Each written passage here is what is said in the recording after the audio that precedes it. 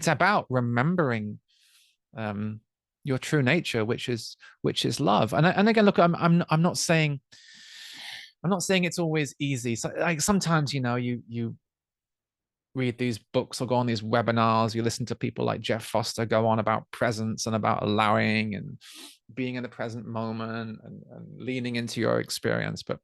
And sometimes, I mean, I'm guilty of this. Sometimes, I can make it sound so easy. Sometimes we make it sound like it's so easy. Oh yeah, just be present, just be in the moment. Oh, just allow, just allow your deepest fear, just allow your deepest grief, and sometimes it can sound a bit glib, like sounds like it's too easy, but you know what, I just want to honor the fact that sometimes it feels like the hardest thing in the world to lean into your experience.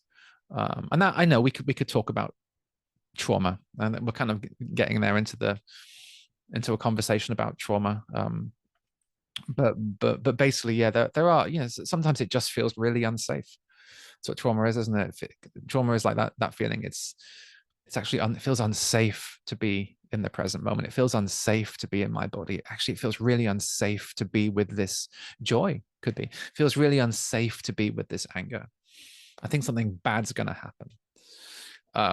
So I just want kind of, yeah, this is just a short webinar, but I just wanted to kind of honor that as well. And that's also, I want to say that that's also divine. It's like those moments where you don't feel able to be present, and you don't feel able to allow, and you don't feel able to lean in, and you don't feel able to meditate.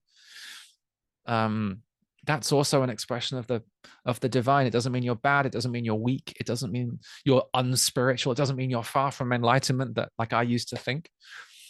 Sometimes that's the kindest, most loving thing in the world, is just to kind of go really, really slowly with yourself and go, you know what, right now, this feels like it's too much. I don't feel able right now to stay with this pain. I don't feel able to stay with this loneliness.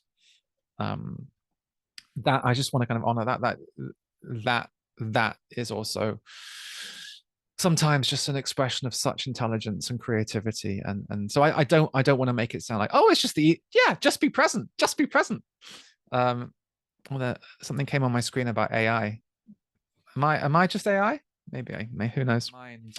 You can quiet your mind by stop trying to quiet your mind. I did a video. I think there's a video on YouTube called "Stop Trying to Quiet Your Mind" or something like that. I kind of explain why, the more you try and silence your mind, the louder it gets. The more you try and stop your mind or silence it or transcend it, the more power you give to it, basically.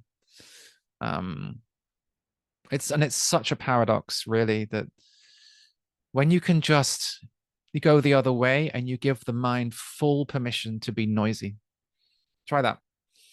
I think Viktor Frankl called it the law of paradoxical intention. But it's like you just say to the mind, be noisy, be as loud as you want to be. And that's when the war ends. That's when you find this place of surrender. And that's when you can remember, oh my God, I'm not that noisy mind. You notice thoughts coming and going, but you remember that they are the waves, and you are the ocean, and the ocean doesn't have to stop its beloved waves. It doesn't. All right, I'm gonna have to go because I need to feed the cat. I can hear we have a blind cat, and she's my greatest, one of my greatest teachers, and she's meowing for food. So I think I need to be present with that.